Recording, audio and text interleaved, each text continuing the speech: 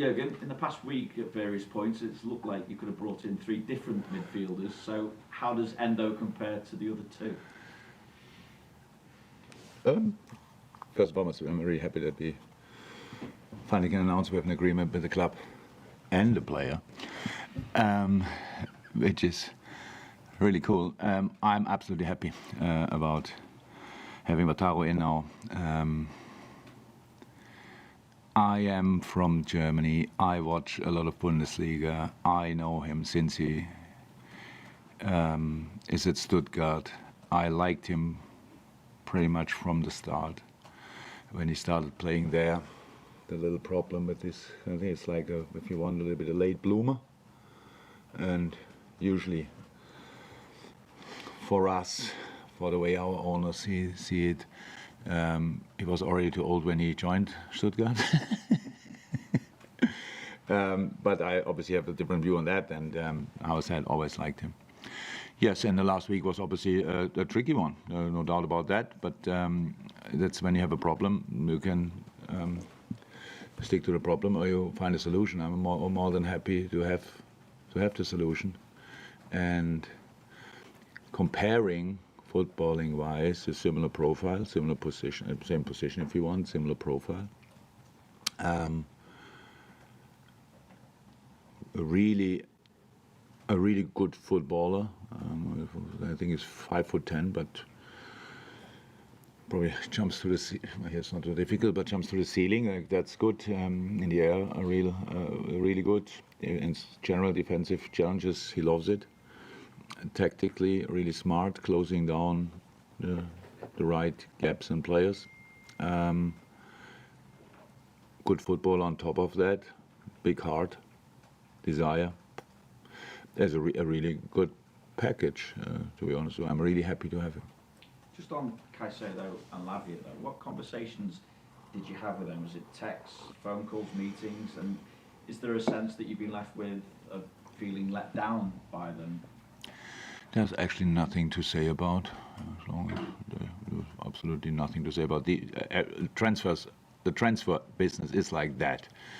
You talk to people, to players, to agents, whatever, clubs, and sometimes it works out and sometimes not. I think that's the general thing how it works out, and there's nothing else to say about. From my point of view, I think all the things will be said in these kind of conversations. When and if you have them, they stay then between me and the specific other part. So nothing to say about that really. Just on any further activity in the transfer window, are you likely to still be active in the market? And I take it as well, you're not likely to lose any of your key players during this window either, because obviously there's been speculation linking Alisson with interest from Saudi Arabia as well as mine. The window is open, and until then, pretty much everything can happen. On the outgoing side, from my side, nothing will happen, but I learned in this window a lot of things, so we will see that. Incoming, still time, so let's have a look, and that's what we will do. Just on the football side of things. Thank you. I don't think there was a bigger contrast last season. 9-0 at home, victory, 1-0 away defeat. Oh, Bournemouth. What are you expecting this time around against Bournemouth? Yeah, something in between. So it's not one game, but I think the new manager stands for a specific style of play. If you did your research, you will find out that you could have found out that it's no coincidence that the Bournemouth board thought about him and brought him in. He did an exceptional job in his last club with a pretty. Do you use the word unconventional? Is it? Yeah, like way, if you want. I like to use in the past very often the word organized chaos, but he obviously likes not only the word, so is organizing the chaos as well. So that's it's a tough one. So they will go for it. That's how they did in the first game. Now they will go for it. They will press us properly, and on top of that, they have an offensive approach.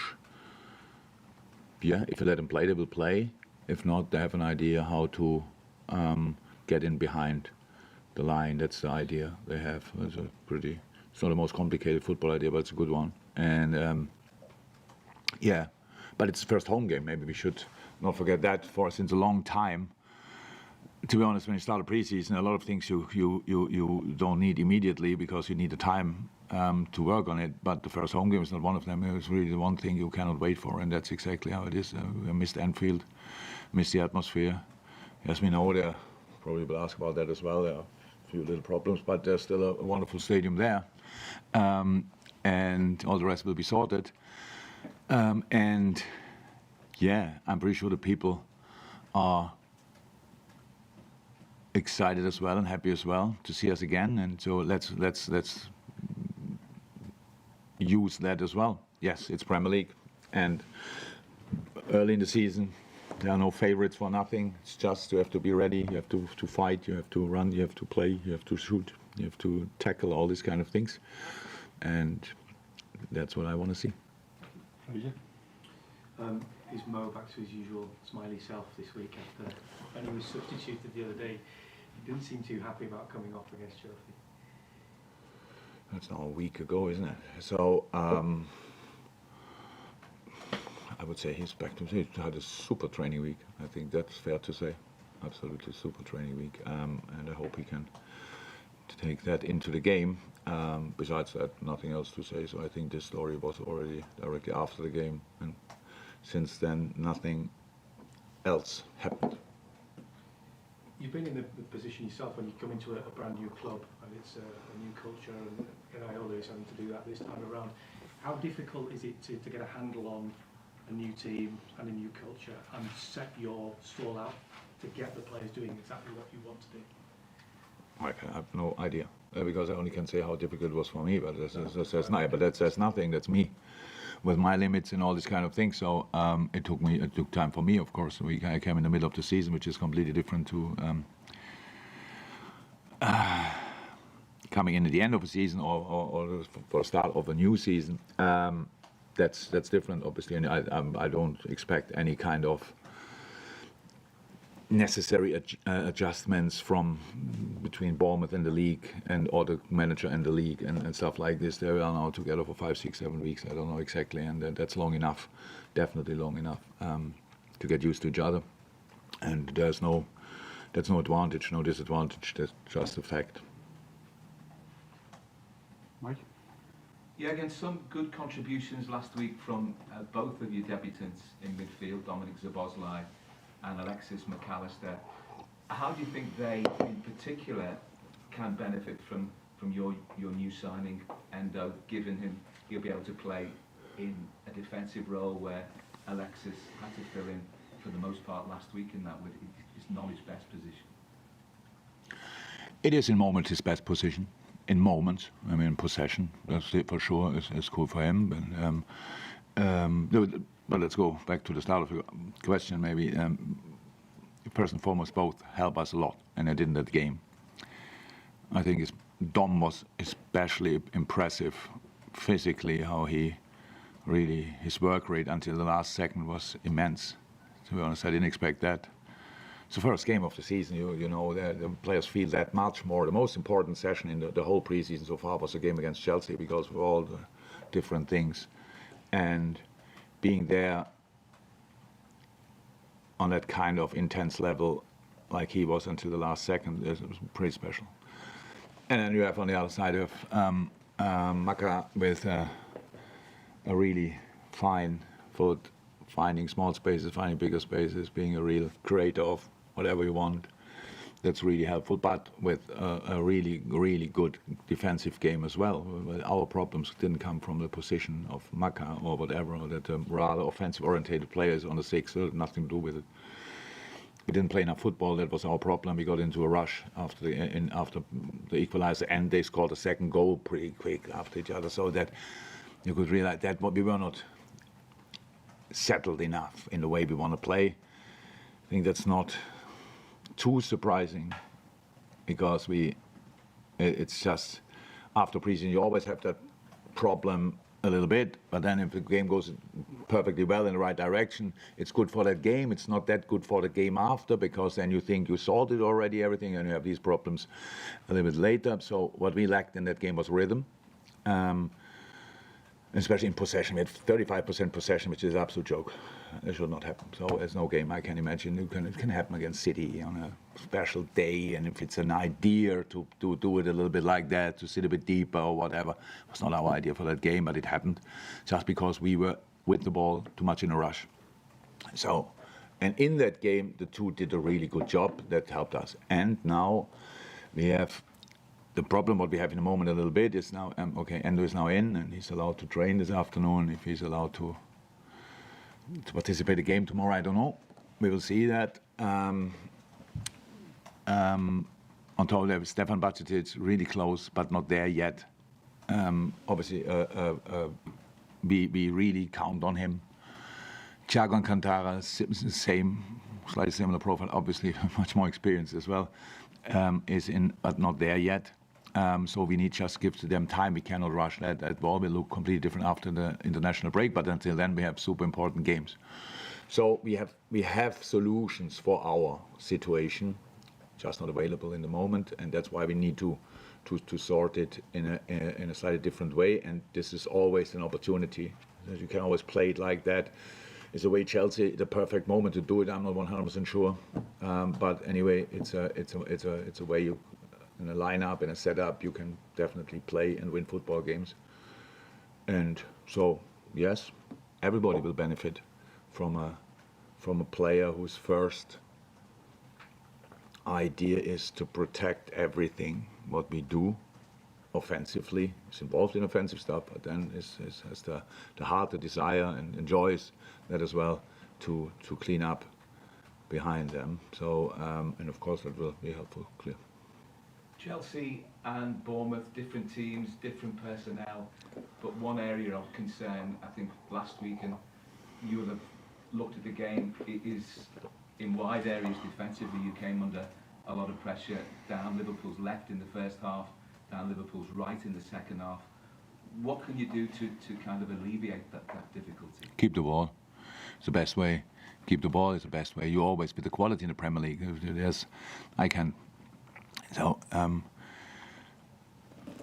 there are always players who have there, whoever it is.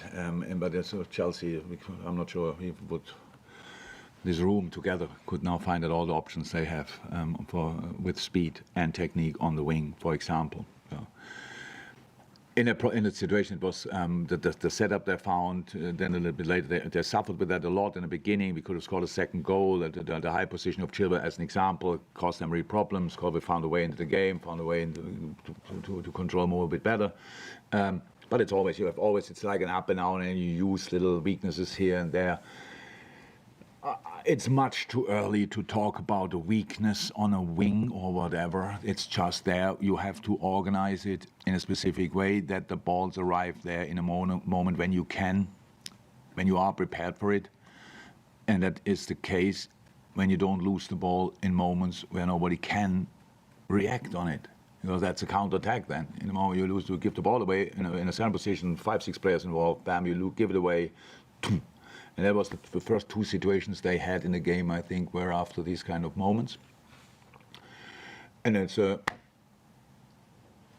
where you then still have the most players is the center, probably. That's why teams choose going down the wing, especially when you have the speed there, and that's why you struggle there from time to time. But that's not yet any kind of general problem, or what we start discussing again, just because we had at one point in any other season a problem there. It's all about the best way to defend is always to keep the ball, and we should have done that better, and we did that much better in all.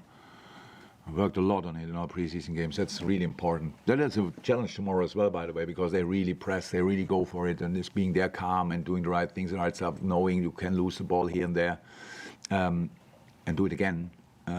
Finding rhythm and then finding direction is one of the questions we have to answer for tomorrow. Hi. Hello, just one time. kind of his football life always start with a little bit underestimated situation. You know, but like, for example, he didn't play Russia at all, but now he's a captain of our country. Do you think he can do that with you as well? I said he's in his career, he's a late bloomer, definitely. And yes, he was definitely underestimated for a long time. That's clear, but he improved every year since he's on the proper football screen. It's really for a footballer. If you have your breakthrough with 23, 24, then the years before it's not wasted time or whatever. It's the preparation for all the rest what is coming. And when he came to Europe, obviously, and even started Stuttgart, was not that easy. But then since he got the opportunity, he never gave it away and became the player he became. And now he has, I think, 50 games for Japan, and I don't know how many games for Stuttgart. So it's really it's important for me. When you see him now running around here, there's no chance that anybody would give him 30 years when you see him. Like, oh my God, is he allowed to drive a car? So, but on the pitch, obviously, he turns into a real monster. He wants to win balls. He wants to fight. All these kind of things. Plus, he's able to play football. How is that? He was on my screen for a long time already, and now we for some reasons we were able to do it, and I'm personally really happy about it. I cannot say differently. I'm really happy, and now let's start working. So this club has obviously a tradition, not a real tradition, but we had one of the biggest LFC legends of my time, at least, with James Milner. He arrived here when he was, I think, 29. Not that anybody ever underestimated probably Millie, but probably people said in that time, I'm not sure, I was not here when he arrived, he came before me. Really, he's not a fixed lineup player here, there, blah, blah, blah, but can play different positions. And I can tell you, without James Milner, nothing of the success we had in last years would have happened. One of the best players and characters I ever met in my life. And so that's fantastic. And Mataru is in a different way, obviously, but can have a similar impact. And so I'm really happy that he's here. His one-to-one starts in Germany is phenomenal, isn't it? Sorry? His one-to-one starts in Germany was phenomenal. Yeah. He won the whole battle. Yeah.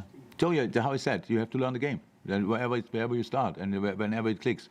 It's just in football, we close books much too early. If a player is 18 years old and didn't have, I don't know, 10 Premier League games, and we say, will he really make it? And stuff like this. So that's the world we are living in. It's absolutely no problem, really no problem. My job is not really to explain or whatever. Our job is to make it happen on the pitch, and he will buy into that 100%. He's experienced enough. We will see how much time it will need to get used to what we do. But yeah, we need him, that's clear. And he wants to help from the beginning, and that's absolutely cool. I'm really happy that these kind of stories are still possible in this crazy world of football, to be honest. It really feels just right. It's all right. It's like, okay. Yeah, that's a good thing. And now let's go from here. Thank you, Marcel. Any more for the Open? James, last one. Jurgen, you said it had been a tricky week. Has it become harder this summer to attract players to Liverpool, do you think? I'm not sure if that's something to do with Liverpool, to be honest. And it's not too harder to attract. No, not to attract. Everything is more difficult. Everything. So there are reasons, and you all know them. The problem is just whatever I say now about that. You probably wrote it already, these kind of stories or not, but what I will say now about it. But it's really difficult. There are a lot of things what are different this year or since last year as well already. Some clubs have just a different way to do it, and nobody understands 100% how it works, but somehow so far it works. And you have, as a normal club, it's really difficult to catch up with them. It's really like, wow, okay, so then go for it, and you just watch it and what they are doing. That's fine. That's not my problem. I don't blame anybody. It's just how it is. The Saudi Arabia on top of that made things not easier. So we talk now about it, and our window ends in 31st of August, and then I think the window there is still open. So if a player's not happy or whatever, then they will come again, or with even bigger offers. So I'm not sure. 3 weeks ago, anybody would have thought Neymar goes there, or 2 weeks ago, or 1 week ago. Now he's there as well. Yes, it's much more difficult. Everybody is interested in the way. Not everything was perfect. It's perfect. In this European football or wider football, the traditional, where the big leagues are, stuff like this, and it's not written in stone that always everybody has to watch to the Premier League, or everybody has to watch the Bundesliga or La Liga or blah. So it's absolutely fine if there grows another league. That's how it is. It's still football, and it's fine. We don't have the right to say that's not allowed. China tried it. USA maybe still trying. It's absolutely fine. It's no problem. But the endless money causes a problem. That's how it is. Because we just sit here and, okay, what can we do now? And it would be cool if somebody could find just a solution, a little bit regulation. I don't know. I have no time to think about it. I have obviously other things to do. But yes, it became more difficult. But not to convince players to go to Liverpool. I don't think so. 100%. If I would have called, I don't know, 1 million players, they all would have come here immediately. It's just we have to make sure that you go for the right ones from our point of view. Then for our timing is different than other timings, because we cannot just spend and have a look later. That's how it is, and it's all fine. It's absolutely fine. I sit here and I'm really happy with the transfer window in this moment. So our transfer window in this moment. And I know what happened last week, and I know how football fans are, and I know that they would prefer to bring in a player who is 110 or 150 or whatever million, and that your club can do that. That's kind of nice. But in the end, the pitch has the same size. The player will not grow with the money he costs. It's rather the other way around. So, yeah. I'm really happy for the moment. We will keep watching, we will keep looking, we will try with all we have to make the best decisions for this club, and then we will not use money or anything else as an excuse for 1 second. We will just go for it with all we have, and that's the idea. But now it's a transfer window, obviously, and that's why we talk about it. But it's fine. It's how it is, and we do it our way, and we are here, and we are ready to fight. Thank you. Thank you. Welcome.